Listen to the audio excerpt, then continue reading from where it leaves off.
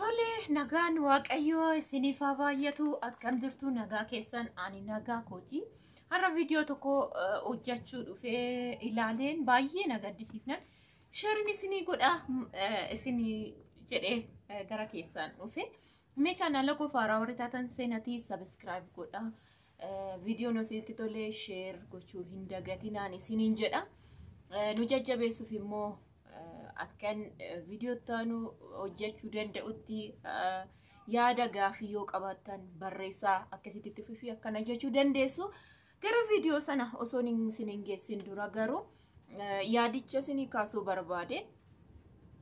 Baay'ee na gaddisiisee mucayyoo biyya Harabaa deemte waa'ee biyya Harabaa deeme baay'ee rakkisaadha baay'ee ulfaataadha.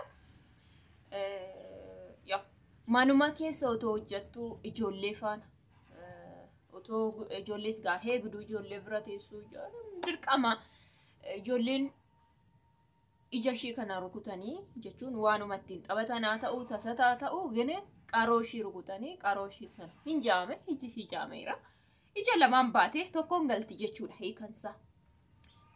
Maal isiniin jechuu barbaade mucayyoon kuni ija lama akkas baattee yeroo tokkoon galtu tokkoffaa nama gaddisiisa. Nama biraamaa nama gaddisiisu nama tokko yoo hin qabdu garuu ofishii jireenya ishee guutuu keessatti baay'ee gaafiidha. Baay'ee waan sammuu nama waan hin banneedha jechuudha. Baay'ee tokko ulfaata. Egaa biyya Arabaa yoo achis teessan yoo biyyattis galtan biyya Arabaa deemtanii baay'ee ulfaataadha. Achitti soo qormaata tarii dhabdani qormaan hin dhabamu ammuma taate yoo taate galtanii qormaata hin dhabdan jechuudha. Biyya Arabaa deemnan biyya Arabaa ganamni deeme yoo achi ta'e qormaanni kun akkas ija dhabuudha, harka dhabuudha, bifa gurraa gubachuudha, harka gubachuudha, kulaalitiidhaan miila rakkinaan gubachuudha, du'uudha, bifaan buburratanii galuudha.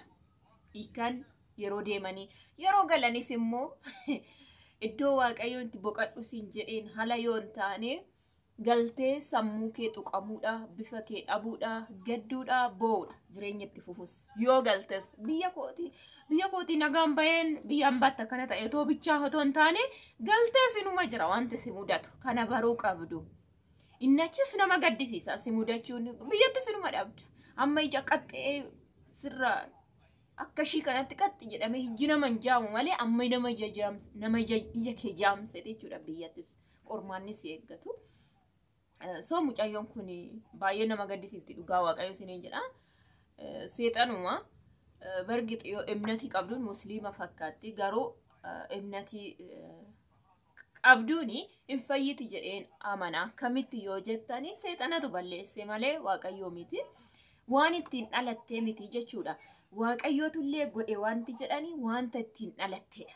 Otoo ittiin dhalatte waaqayyo barootaa fi hamma ta'e booda dinqii tokko irratti hojjete eenyummaa isaa mul'isu waaqayyo akkas godha jedhanii akka dubbataniif irratti hojjeta. Akkasitti nama uuma. Kanammoo otoo qabdu isa waan kenneef harka duraa balleesse waan ta'eef seexana waan ta'eef yoo kadhatteef fayyiti jedheen abdii akkasii qabaa fi jabeessitee too kadhattee karaa kootiin dhaamsiisa kanaadha.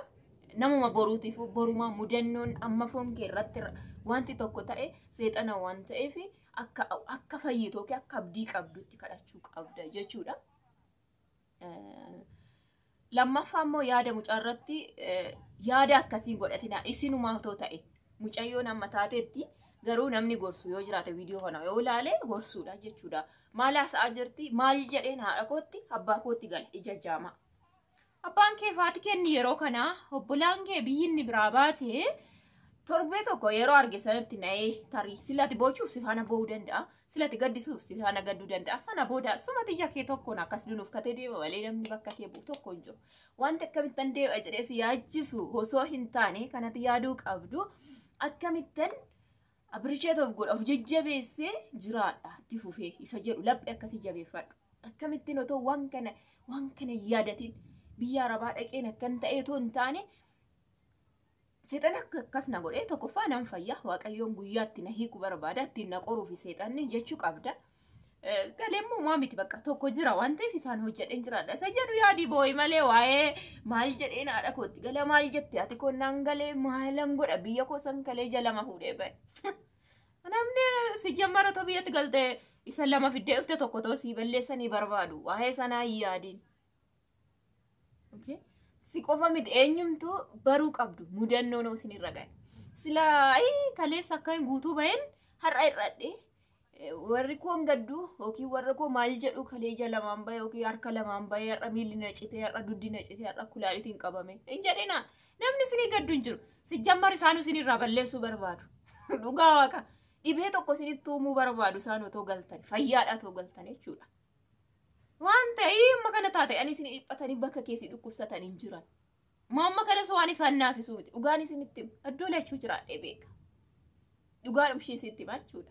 Kanaaf amma maallaan jedhu hiriyoonni nan kalee biraa bahee jalan fuudhee bahee har'a tokkoon galaa warri koo maallaan jedhu maalan jedha warri biraa bahee jechuu dandeessa.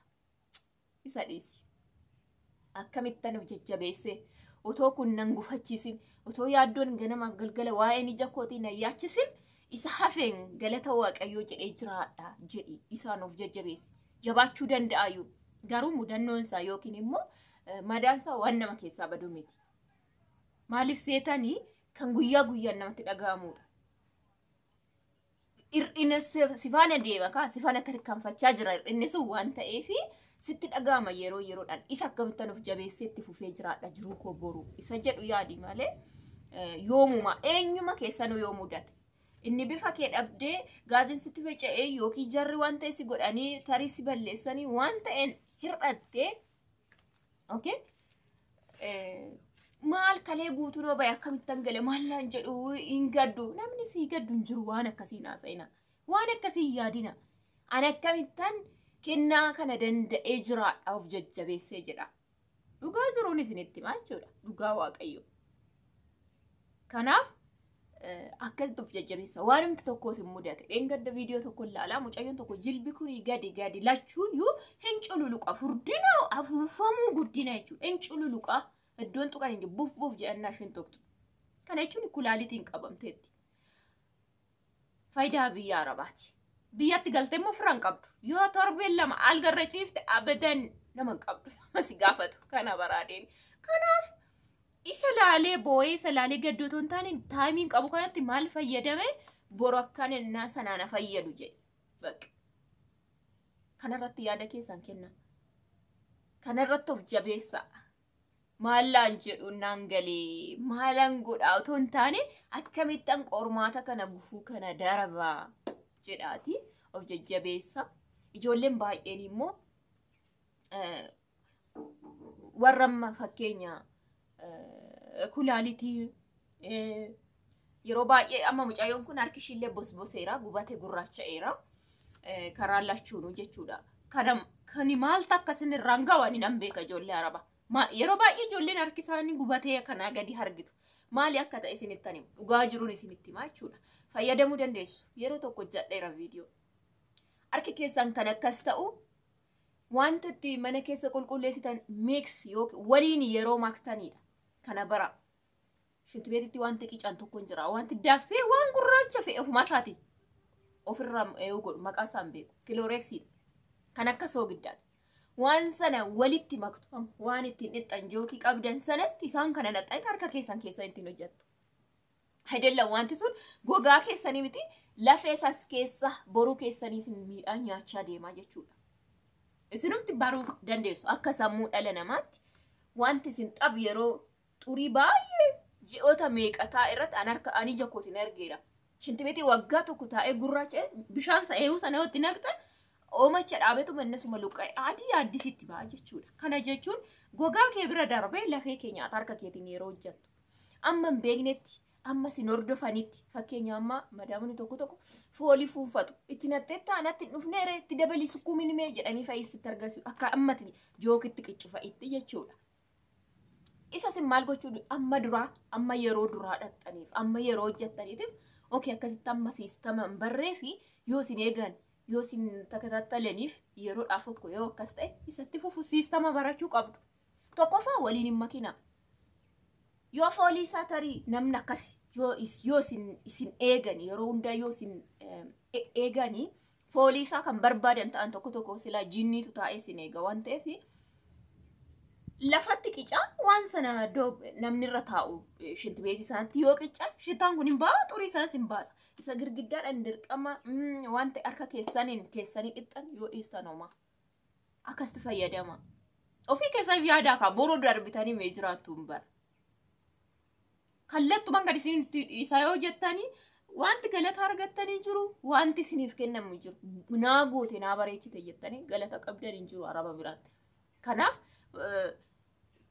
an akkasin godha fakkeenya yeroo baay'ee dhugaa waaqayyo achi iddootti eenyu godhanti qiceetaan gubbuma isaatti shaa godha bishaan faana waliin bulbulee lafatti gadiin qicaa shittaa isaa dhuguu barbaade aduddu shaarbii koo funyaan ittiin maragadhe muluu kallattii natti seenu maradheen niqee yoo fe'enne soon bishaan inni qala'anii dhugaa maaliif tokkoffaa fooliin isaa sunuyyuu seenee cuggaarraa keessan immaraa jedhameera ergasii nama dooktoraallee kan hin gaafadhe fooliin isaa sun waliin rukutamee waan dhufee sin seenee cuggaarraa keessan eewdhamitee immazzaza yookiin innaannessa jedhameera himmaraa walitti xamaz godhaa jedhameera ana fuura baasuu hin danda'u dhugaa kilooreksiin innaa bichaan innaa garaan seenee garaan koo akkana naqaba akkana jechuudha kilooreksii ginuma addan dhiisee waggaa 3 Dubaay guyyaa tokko itti qicaan achuma foolii zimmee xinnaachi kaffi jedhaman deebisee bishaan gaditti naqaa jechuudha achi maroohanan saaqadha amma tokko waan sanatti hin ba'u jechuudha kanaaf maal gochuu barbaade harki keessan kan akkas isin hin ta'u gonkuma waan biraat yaadina maaliif akkanna ta'a hin beekuna gurraacha een argee soogidda yookiin mi'a san dhiqu saamunaadha laa walaa saamunaa walaa shee kan akkanas hin ta'uuf wanta sana walitti naxxanii kan akkas gootan lammaffaa harka keessaniin guyyaadhaan dhiqxu jookitti qicattaniit isa walitti naxxaniit harkaawwan akkas gootaniif harka keessa nyaataa jechuudha isa gubbaa nyaatee booda keessa akka nyaatu immoo baruu qabdu mucaan kun waan lama miidhamtee ija ishii dhabde harki ishii bosboseera bakka gurraacheera jechuudha kun amma waggaa 5 asittu gurraachumni sun gadi hin dhiisu waan feete yoo goote jechuudha gubateera hin gubate naman argeen qabaan arabatti jechuudha mana nama baay'eef ani waaqayyoo naa ulfaatu jarri arabaa natti hin cakkanne sila iddoo waggaa 5 ture gonkumaa maatii jedha